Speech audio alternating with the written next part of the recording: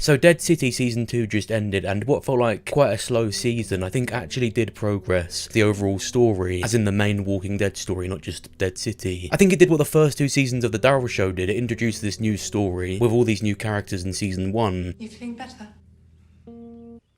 And then in the second season they finished that story, while retaining a few characters along the way. The third season looks to be somewhat of a soft reboot almost, in the way that it's relocating and looks completely different. It looks really good, and that's what I think Dead City will kind of do. Well, I don't imagine we're going to see Codron or Falou for a while. Bon courage, mes amis!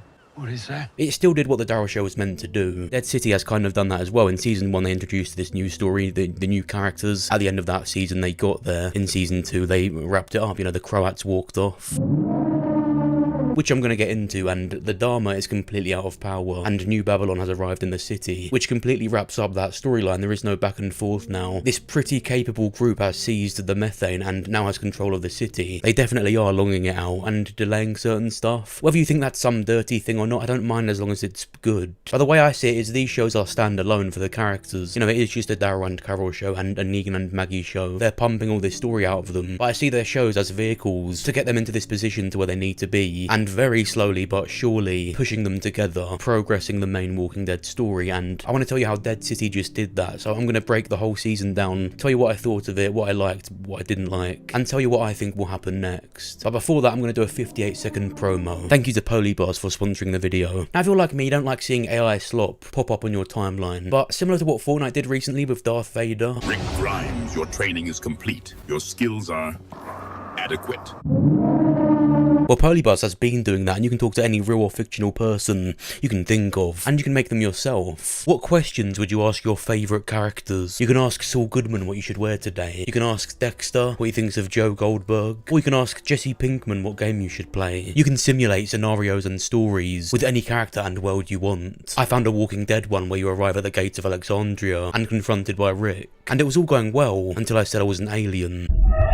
And sometimes you might just want to vent. So if you're interested, go to the link in the description or pinned comment to install it for free. And when you start the app up, in the search bar at the top, search Drake77 to use my promo code to get free premium features. Thanks again to Polybuzz for sponsoring the video. This season starts with the Barazi using walkers to power the city, which is such a big thing in The Walking Dead. But I think this is just the start of what will happen in the third season and the rest of The Walking Dead. I see any cities with lots of power and lots of people in The Walking Dead as magnets to the CRM. Even though Rick and Michonne annoyingly took a dark side out, the CR isn't even just one big place, it's several big places all over. And in fact, with Bill gone, we can presume they don't even value being over secretive like they used to. So it's actually more likely than ever, believe it or not, even after that Ones Who Live ending, that they would make contact at some point. It's not so secret now. Remember, we saw the CRM and what they know, and they're gonna find out that New York City, the most famous city in the world, is up and running again. It's quite scary to think that the bigger the city gets, the more likely it is that they know. I think they've just done a really, deliberately slow and poor job of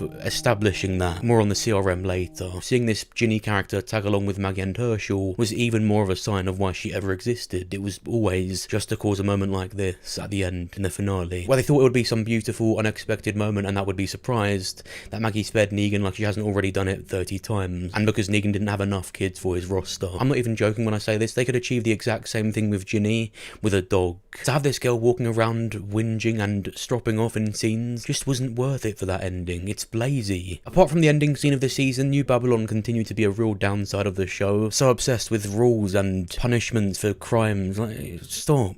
Insubordination is also a crime. There's something straight out of Fear season 5 to 7. It's uncanny with that just awful Virginia character. Think of us more like the pioneers. Pioneers? Yes, sir. Settlers. Settling everything, everywhere. I'm Charlie Bird, governor of the New Babylon Federation. It's actually that exact same thing. You know, these people just in these uniforms talking like a iCarly villain. I was there and I saw it happen.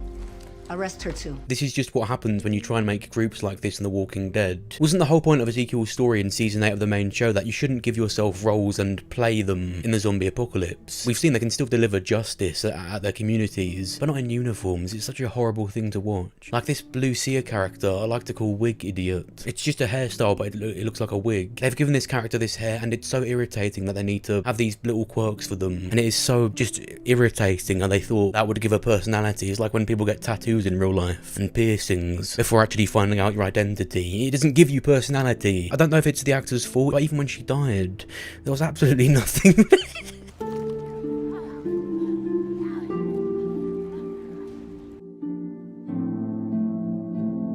At least cry a bit. And at first I was also mortified by this character, because what this is doing is trying to be Milton from The Walking Dead. Now if you don't remember Milton, he was basically the governor's scientist. He had all these interesting ideas. Something really interesting he did was he had a notebook where he would record conversations and events for history. I recorded it. Somebody's got to keep a record of what we've gone through. It'll be a part of our history. That makes sense. But then they had this idiot sitting there shaking his big pad around like some deliberately comedic SNL character. You don't need to have him stand there 10 seconds into the episode. Oh, jeepers, I almost missed that word. Well, considering I've spent years poring over old textbooks, maps, and periodicals, I would think that what I'm saying is not total bull. Part of it was cool that he was talking to Herschel here, when Milton in the main show spoke to the older Herschel, and passed this horrible first impression of just being a joke of a character. He didn't turn out to be as bad in the end. The whole point of his character is he's a historian. In episode 2, the guy that stood outside of Negan's cell would play the violin, and they wouldn't like that. So as punishment to Negan, when the Croat told them he spared Herschel, the Dharma gets him to play a song, and it's this older song, and she says she doesn't want to go back, and kills him with the historian's pen, which I think works, but I'm more just reminded of how Fear did stuff like that. But as far as episode 1 in itself, 7 out of 10. The big thing in episode 2 was when New Babylon tried getting to the city on boats, and I just found them really stupid. Let's stare at these big flying explosive things. Governor Burr, watch out! All around me are familiar. Episode 2 was more of the same of episode 1, 7 out of 10. Then episode 3 starts with the Dharma and Herschel's flashback scenes, which I thought were really good. She manipulates him, and because Maggie is supposedly so obsessed with her turmoil with Negan, and supposedly doesn't give him enough attention, Herschel feels way more connected to the Dharma. This is what she did to the Croat she gets in people's heads. Really cool. I've said before, I don't think Herschel should die, because it's all about legacy, you know, for Maggie and Glenn I think he should go on. But I guess for a while he's going to have this storyline where he's sort of stuck with the Dharma, which I quite like. The directing of the Walker kills of this episode was so bad. Apart from this one, which made me laugh. These swamp people, again, just straight out of Fear. I think it's so bad they had them start crying like, oh, it's beautiful. No, it's shit and weird. I know they said in that episode Insider thing it's about grief, but it doesn't work, it's stupid. Alright, go on Herschel, you have one job. The Croat and Negan scenes were a highlight of this episode, and that's a common thing. A lot of their scenes is just them talking, and it's better. You don't need to do crazy shit. 8 out of 10. We saw Bruegel before in episode 1, but in episode 4, he had his proper introduction, and I liked him. Yeah, he wears old-fashioned clothes, but his personality matches it. You actually believe he's eccentric, unlike the Elvis tribute act. Now, because they've killed him the same season they brought him into it, then fair enough. Maybe that was always the purpose of his character. But it is a bit annoying how they spare the NPC character and give Bruegel the interesting, entertaining character. This heavy-handed, special Mortal Kombat scene. He wasn't so unlikable to where this was satisfying. I was too busy being pissed off that this idiot is still floating around. Surely this phase should be for a character that's really done bad, so it's something you cheer for. The only thing he did worth noting that wasn't moral was keeping the punk rock band listening hipster idiot as a pet, which I think would have been better anyway if it was just one of his henchmen pretending to be a walker in their walker fights. Without this one-demented scene, I don't think he really deserved it. If we're going by punishing characters for their wrongs, there's a few other characters that could have got a mouthful of methane too. I guess they thought it was poetic because he wanted the methane and he spoke a lot, but again, everyone did. Maybe they should have kept him around. He was an entertaining character. This show is for entertainment. They had successfully made this really interesting character up there with the Croat. There was a good scene in this episode with the wig idiot. She had this interesting backstory of how she got this gun, but it doesn't really matter that it's good because she died. 7 out of 10. The scene with the gas was great. It was so dark. Another really cool moment for the Croat. Common ground cannot exist when someone has already demolished it. The silly swamp people get themselves done, but Bruegel comes along and accidental masterpiece cinematography with the noose behind him. He of course dies episodes later. Looks like I'm late to the party. Look how confused they are. What? He's got a personality. I look at Negan differently for stomping on a rat. 8 out of 10. Episode 6 was definitely one of the stronger episodes. The bear was the main thing this episode, and from the trailer, it just made me think it's boring to have Maggie fight the big set piece special effects creature every time. You're not going to get any different reaction from it. She she's scared, she's worried, but she kills it, that's what's gonna happen. But the actual scene was good though, I did enjoy it, it was much better than I thought it would be. Negan confiding in Maggie was odd. Do you think the old times, the good times, you think they really happened that way? Or is it just easier for us to remember them wrong? I just think it's a weird thing for him to ask her that, and to have Negan sit there and have a little Santa Claus movie speech with her. While I don't want to hear Maggie say she can't forgive him 50 times, I also don't think they should ever talk like that and be friends. It was so much better than it normally was though, 8 out of 10. I really enjoyed episode 7, and I could tell on the lead up to it that Maggie and the Croat would be an unexpectedly good duo, and it did turn out to be a really fun episode. And for once, Maggie's side of it was the best, and Negan's was kind of horrible. I thought when Jeffrey Dean Morgan's real wife came to play Negan's wife Lucille in his flashback episode, it wasn't a perfect episode, but it was special. Her popping up multiple times in a mediocre Dead City episode kind of dilutes it a bit when she pops up like Gollum at the start. Ginny is sick like how Lucille was, he sees that she's lost hair and he hallucinates her, which is a bit weird that he saw Ginny as his wife. It obviously wasn't meant to be read into like that, but what can we expect when kids are his one and only vulnerability? In this episode, he would go on his own mission to go to a hospital to get supplies for Ginny. When he got there, he had all these visions. They show he banged his head, and after that he saw the visions, but he had already seen Lucille at the start of the episode, so I guess the headbang advanced it. Firstly, he sees his wife doing Spider-Man moves and running, he tackles her, and while talking to her she turns into Annie. Well, it couldn't get much worse.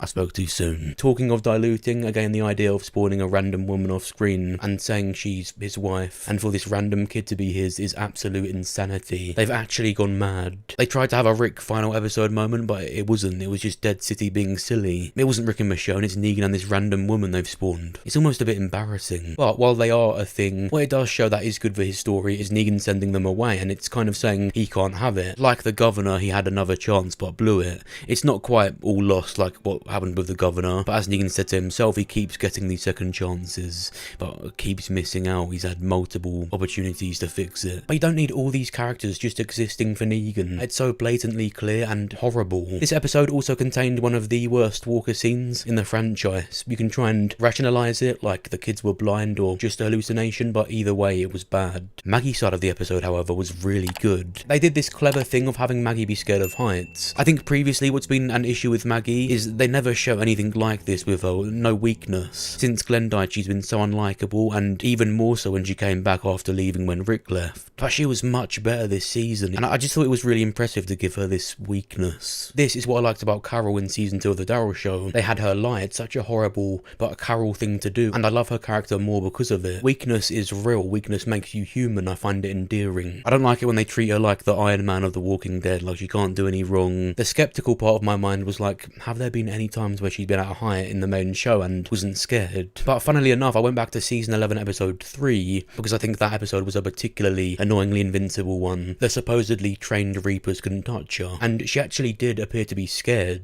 Obviously this was a generic response to seeing the railing disappear, and it was a long way down, but it's cool that this fear can make sense. At the end, Herschel signals to Maggie where he is, and before she goes in, the Croat leaves after saying in Croatian, Novi dan, novi početak, which is the name of the episode, and it translates to New Day, New Beginning. So I don't think he was working with the Dharma. I don't think he even knows she's alive. This was him, at least for now, actually having a new beginning. Now those leaks I recently spoke about could actually still be true. The idea of the Croat actually walking off to unplug Ginny and going and taking out Negan's family could be real, but I like this redemption he's been having. So where did the Croat go? Well, he recently said the only reason he's in the city is because he crashed his boat into the island, trying to sail off to his home in Croatia. Told you, I crashed my boat into the island. So if he's sailing off to Croatia, somewhere out there he could really bump into Daryl and Carol. Is it silly for that to happen with how small the chances are? Maybe, but I've been past that since Dwight found Morgan in Fear. I've said before, Fear the Walking Dead is like an energy drink. It's crappy, but I like it. The same thing goes for whenever The Walking Dead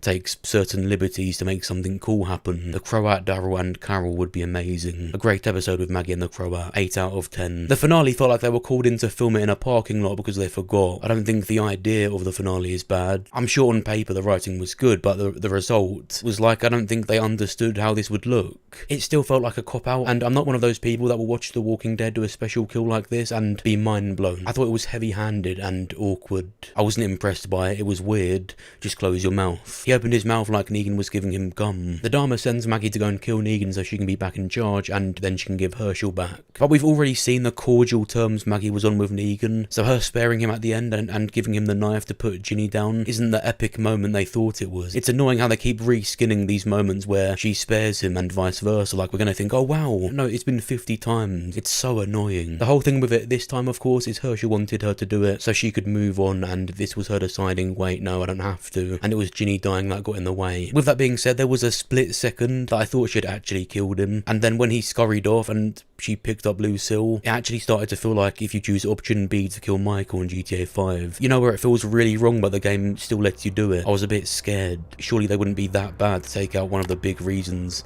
people watch any of these shows. Negan can't leave until the final act of The Walking Dead. I don't care about jokes that Jeffrey Dean Morgan has made about getting older and being tired of it. A lot of people take jokey comments and sarcasm as literal. The episode ends with New Babylon arriving at the city, and a speech started by Pearlie and continued with Negan and Maggie. The montage from season 1 was unsatisfying. They could have just showed footage of more of what will be in the 3rd season, show more of the New Babylon people. But the speech in a nutshell was about facing the past to move on and the future in season 3 I think is going to be much better than season 2, judging by what they've just done. Now the most important thing in regards to the whole story is New Babylon arriving at the city with these cases, which we can presume are transport cases for military grade equipment like ammunition and equipment to extract the methane, because their focus is to establish order and their intention is to control the city. I think they're going to be much more functional and capable, and it will go from a few flickers to the whole city being lit up in the 3rd season. Just using what they've taught in the shows, the CRM will notice that New York City, the most populous city in the world, is up and running again. Without Bill's motive to infiltrate and destroy, we don't know if that would mean they'd be in trouble, but this is where it's going. They would possibly want an alliance or to take over. The way that I see things, I would put it as all of these shows are standalone. I think it's all leading to a reunion to fight the New Walkers. But the best way to put it is just to look at what Fear did. There were no mentions of Rick after season 4, any mentions of Alexandria or Morgan knowing of a place that still stands. It was a bit of a plot hole almost to not mention that to people he had met until Fear ended. That's when Morgan started talking about it. That's when he did his radio message. This message is for Rick Grimes. Man, I'm gonna come and look for you, whether you're at Alexandria or not. It's slowly progressing it, but it's still progressing. They've put stuff in the way so Daryl takes longer to get back. Look where it came from. They've shown the city is about to be built up, which means something with the Civic Republic. I think they're being intentionally slow, but I just don't think it's good for hype. I think they should be teasing more. But that's what I think. These shows will have their own individual stories, but I think it's always been leading to a big union. I enjoyed Dead City Season 2. There was some silly stuff. It was slower, but I enjoyed it. I'll give the finale a 6 out of 10, and the season as a whole a 7 out of 10. But what did you think of it? And what do you want to happen next? Let me know what you think down below. Now, Negan could still end up leading the city. Go and watch this video that pops up on the top right of your screen right about now to find out. I would say that's my go-to video for seeing how I think at least it's gonna go. Press the like button if you enjoyed the video. Make sure you subscribe if you're new, and make sure you set the notification bell to all. Thanks for watching. I'll see you soon.